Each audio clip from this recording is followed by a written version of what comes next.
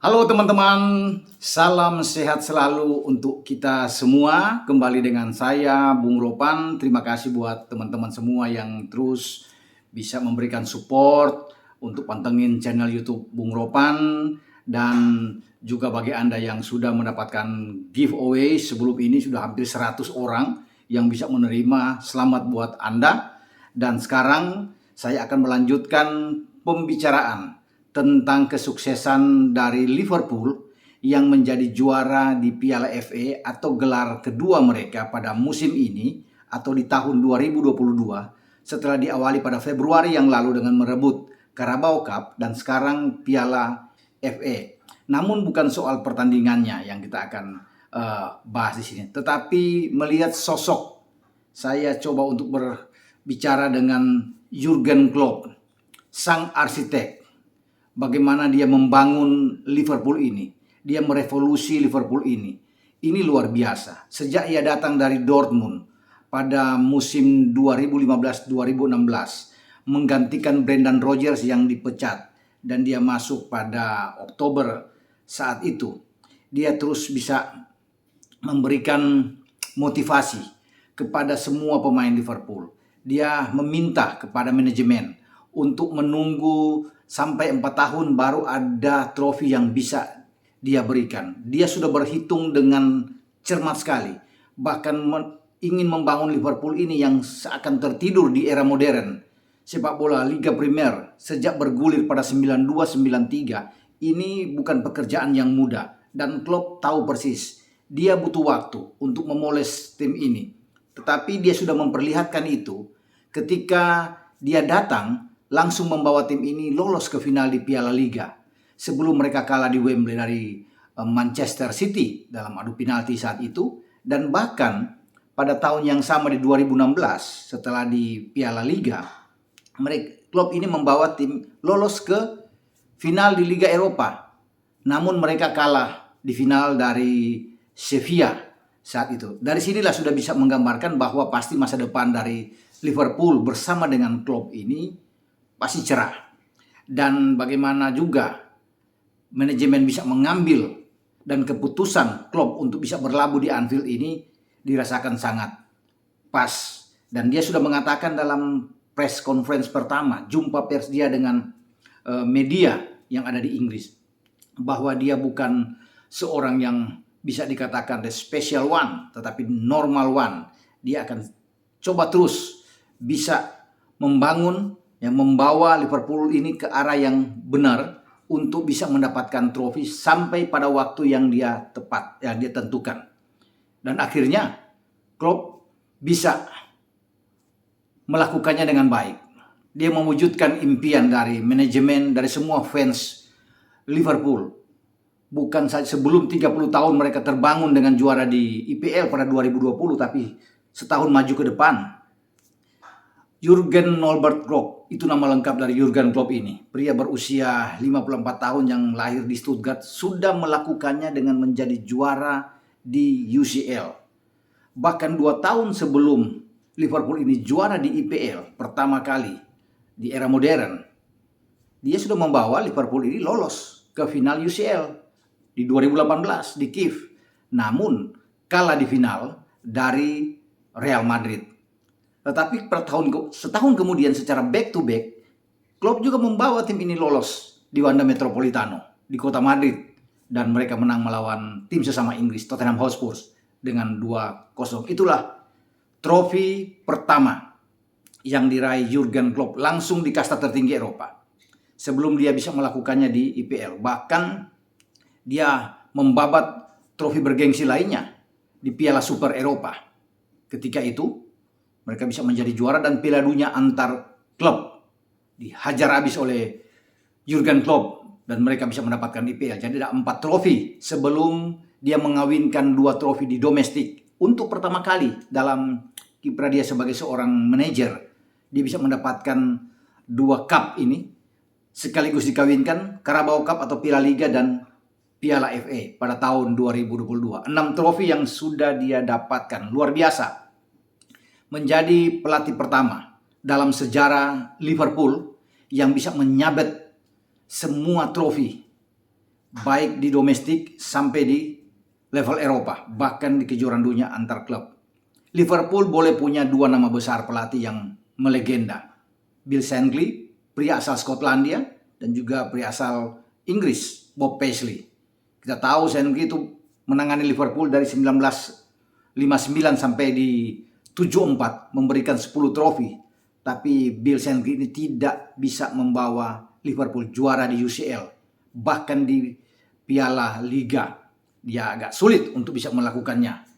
Bob Paisley yang meneruskan Bill Shankly pada 1974 sampai dengan 83, ada 9 musim ke depan, memang memberikan hampir 20 trofi, 19 ke 20 trofi. Banyak sekali, termasuk 6 kali juara di IPL, di Liga Premier Inggris, kemudian ada 6 kali di Community Shield, luar biasa, dengan 3 kali di Piala Liga, termasuk 3 kali di Liga Champions. Bob Paisley ini, 1 di Piala Super Eropa dan 1 di Piala Liga Eropa. Dulu masih dengan UEFA saat itu. Tetapi Bob Paisley ini masih punya kekurangan, tidak pernah menjadi juara di Piala FA sepanjang karir dia menangani Liverpool. Sehingga ketika Klopp bisa mengunci pada hari Sabtu kemarin dengan menjadi juara di FA, mengalahkan Chelsea di Wembley lewat adu penalti 6-5, maka dia menjadi orang pertama bagi sejarah kepelatihan seluruh pelatih yang ada di Liverpool. Dan pantas, saya kira sudah bisa memikirkan, ya, Klopp ini bisa dibuatkan, saya pikir wajar kalau dia dibuatkan semacam patung juga di Liverpool karena dia memberikan segalanya. Ya, saya sudah katakan memberikan sejarah besar, menorehkan tinta emas bagi bagaimana kelengkapan dia memberikan trofi demi trofi bagi Liverpool. Dan bahkan sampai 2026 dia akan dikontrak di The Reds, pasti banyak trofi yang dia akan dapatkan. Masih ada 2 trofi yang dia incar di IPL, walaupun terasa sulit persaingan dengan City, tapi masih terbuka. Namun yang paling penting adalah pertarungan melawan Real Madrid di Stade Frank, di Saint-Denis, di kota Paris, pada tanggal 28 Mei akan datang final UCL, di mana mereka hadir kembali. 4 tahun yang lalu mereka sudah bertemu dengan Madrid, dan ini kesempatan pembalasan bagi The Reds di saat mereka kalah saat itu, dan sekarang mereka akan membuat perhitungan dengan Madrid. Kalau mereka bisa menjadi juara, seandainya pun mereka tidak juara di IPL, saya kira 3 trofi ini luar biasa bagi seorang Jurgen Klopp. Pelatih yang sangat cerdas, dan dia bisa mendapatkan yang terbaik karena memang dia tahu harus apa yang akan dia lakukan bersama dengan The Reds ini, membangun tim ini secara luar biasa. Kita bisa melihat, walaupun banyak orang yang mengatakan bahwa manajemen Liverpool ini agak pelit mengeluarkan uang, tetapi selalu bisa mendapatkan pemain-pemain yang pas dengan kualitas yang oke. Itu cara pemikiran bagaimana mereka bisa mendapatkan pemain-pemain yang sampai saat ini bertahan di Liverpool. Mungkin hanya Firmino, ya, Milner yang tidak ada di gerbong bagi Klopp, termasuk juga Hendo. Tetapi ketika Sadio Mane datang dari Soton pada 2016 saat itu dengan 34 juta pound, dari sinilah Klopp bisa membawa atau bisa menarik pemain-pemain sesuai dengan cara pemikiran dia bahwa Liverpool butuh di mana saja. Ketika di penjaga gawang berkurang, dia bisa mendatangkan di 2018 itu Alisson Becker dari AS Roma. Bahkan Becker bisa didatangkan dengan rekor yang cukup tinggi bagi seorang penjaga gawang, 66,8 juta pound ketika itu, dan Alisson bergabung. Luar biasa, dia bisa menutup kelemahan Liverpool di posisi penjaga gawang. Dan dalam tahun yang sama dia juga mendapatkan Virgil van Dijk dari Soton. Ketika itu pemain asal Belanda ini bayar atau transfernya cukup tinggi, ya, sangat tinggi, bahkan menjadi rekor tertinggi ketika itu sebelum ada Harry Maguire yang diambil dari Leicester ke MU. Nah, bagi VVD itu 75 juta pound dibayar oleh manajemen dari Liverpool. Jadi tidak pelit juga kalau bisa dikatakan, ini rekor cukup tinggi sebelum datang Maguire dengan 80 juta pound ketika itu. Tapi kita bisa lihat bagaimana kualitas antara VVD dan Maguire, jauh sekali antara langit dan bumi. Dan tim ini memang pantas mendapatkan harga tinggi. Di tahun yang sama tidak ada yang menduga juga bahwa Klopp bisa mengincar pemain dari AS Monaco asal Brasil. Siapa dia? Fabinho. Dan Fabinho tiba pada waktu yang tepat. Dengan 39 juta pound, Fabinho mendarat di Anfield dan menjadi satu keping terbaik untuk bisa berada di lini tengah. Tidak berhenti sampai di situ, bahkan setelah itu di 2020 dia bisa mendapatkan Thiago Alcantara dari Bayern Munchen dengan 20 juta pound. Alcantara didatangkan. Kemudian masih ada Diogo Jota. Tidak ada juga yang menduga ketika orang masih ramai berbicara dengan Raul Jimenez dan macam-macam lah. Ya, ada juga Adama Traore di sana, tapi yang masuk adalah Diogo Jota, pemain asal Portugal ini dengan 41 juta pound. Dia dibayar oleh manajemen Liverpool dan akhirnya pada puncaknya kita tahu bersama. Sebelumnya juga pada tahun 2017 ya pasti kita tahu juga bagaimana Muhammad Salah mendarat dari AS Roma dengan 43 juta pound ketika itu. Nah, itulah nama-nama yang akhirnya menjadi kekuatan di dalam skuad Jurgen Klopp. Masih ada lagi pada musim dingin pada tahun ini ketika pemain asal Porto asal Kolombia, Luis Diaz didatangkan. Banyak yang mungkin agak meragukan ya bagaimana cara Klopp bisa mendatangkan pemain ini. Tetapi Klopp tahu dengan kualitas dari seorang Luis Diaz dan dia mengambil Luis Diaz ini dengan baik sekali untuk ditempatkan di sisi kiri. Dan ternyata apa yang kita lihat berkembang dengan sangat bagus. Luis Diaz ini menjadi pembelian terbaik pada musim dingin di antara semua klub di Inggris. Saya lihat pembelian Luis Diaz ini yang terbaik. Tidak ada yang bisa mengalahkan seorang Luis Diaz untuk urusan pembelian di musim dingin. Dan lagi-lagi Klopp sangat jeli. Manajemen juga bisa melihat ini untuk mendatangkan keuntungan dan Diaz tampil luar biasa. Ketika melawan Chelsea kemarin di final Piala FA, memang dia tidak bisa gol, tapi pergerakan-pergerakan Luis Diaz sangat lincah, dribblenya sangat bagus, kecepatan dia, ada 2-3 peluang yang dia dapatkan untuk bisa melakukan shoot, satu bahkan kena di tiang, dan pantas dia diganjar sebagai pemain terbaik di Piala FA. Dan saya rasa dia akan menjadi pemain yang akan berkembang dengan bagus ke depan. Jadi tidak ada yang bisa diragukan lagi di lini serang Liverpool karena Klopp memiliki banyak opsi. Mereka punya Diogo Jota, punya Mane, punya Salah, punya Bobby Firmino, Divock Origi, dan sekarang walaupun Origi mungkin akan pergi, tetapi mereka sudah ada Luis Diaz.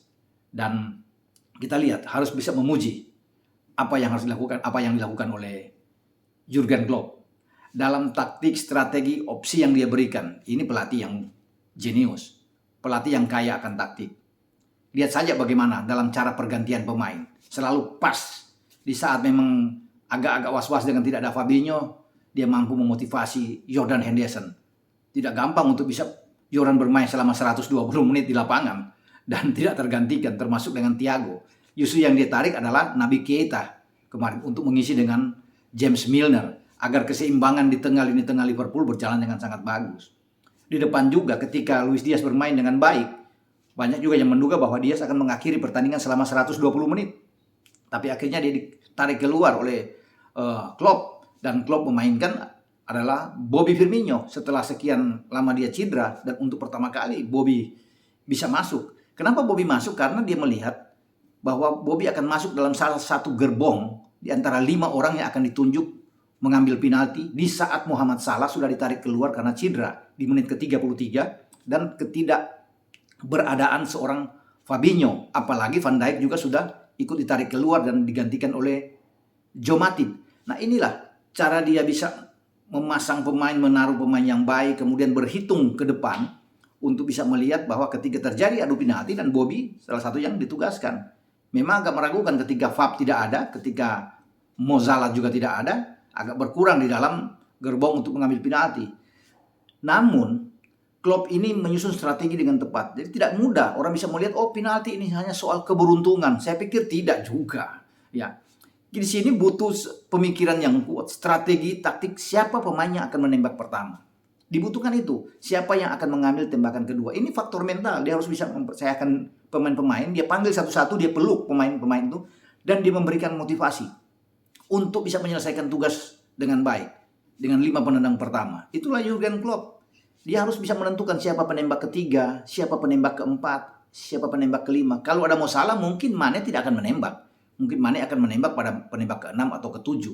Dan itu sudah diselesaikan oleh Mo Salah. Tapi ketika tidak ada Salah, ya Mane yang ditunjuk sebagai orang kelima. Saya pikir tidak salah juga, walaupun Mane tidak bisa menyelesaikan tugas dengan baik. Penalti dia ditahan oleh Edouard Mendy. Tapi 4 penendang pertama semua sukses. Dengan dia memilih Milner yang membuka, karena dia tahu Milner pasti masuk. Jarang Milner gagal di dalam mengambil penalti. Sebelum dia menunjuk ada Bobby, ada TAA di sana. Kemudian ada Jota juga yang bisa mengambil, Thiago. Bahkan yang tadinya mungkin akan digeser sebagai penembak ketiga atau keempat, Thiago digeser sebagai penembak kedua untuk bisa membuat lebih percaya diri. Dan itu memang butuh pemikiran untuk bisa menyusun 5 penendang ini. Bahkan ketika dalam posisi skor sama, harus bisa melihat siapa penendang ke-6, siapa penendang ke-7. Dan pemilihan dia pas sekali dengan melihat Jota di sana. Tsimikas yang dia tampilkan agak mengejutkan memang. Tapi dia tahu dengan kapasitas Tsimikas tidak mudah untuk bisa mengambil sebagai orang yang menentukan. Ini faktor mental yang berbicara. Dan Tsimikas melaksanakan dengan sangat sempurna, tenang, dingin untuk bisa mengecoh Mendy. Dan sekali lagi, saya rasa Klopp akan memberikan banyak lagi trofi ke depan. Dia bisa menyamai apa yang dilakukan oleh, paling tidak, oleh Bill Shankly dengan 10 trofi. Sekarang dia sudah 6 trofi, tinggal 4 lagi. Masih ada 4 tahun ke depan. Saya rasa ini dia bisa mendapatkannya banyak. Di era modern saat ini, dialah pelatih satu-satunya Liverpool yang paling bagus. Dan ketika dia mengawinkan 2 piala ini, dia sudah melakukan apa yang pernah dilakukan juga oleh Gerard Houllier, arsitek dari Liverpool saat itu. Di tahun 2001, Houllier ini menangani Liverpool dan melakukan hal yang sama. Juara di Piala Liga dan juara di Piala FA. Mereka mengalahkan Birmingham saat itu lewat adu penalti setelah bermain 1-1, menang 5-4 di final. Kemudian menang di Piala FA atas Arsenal dengan 2-1. Dan akhirnya apa yang dilakukan oleh Gerard Houllier disamakan juga oleh Jurgen Klopp. Bahkan Houllier tidak mampu melakukannya di Liga Champions. Atau apalagi di Piala Dunia antar klub. Harus bisa menjadi juara Liga Champions duluan. Termasuk di Piala Super Eropa. Dan Houllier tidak bisa membawa Liverpool menjadi juara. Termasuk dengan Rafa Benitez, sukses di Liga Champions tapi tidak di IPL. Hanya Jurgen Klopp seorang yang bisa melakukan itu.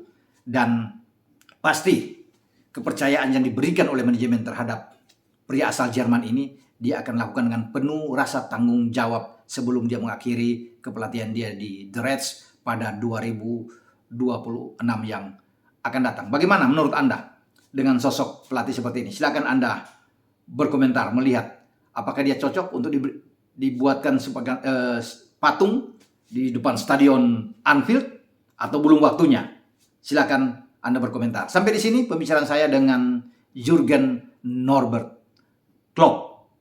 Ciao.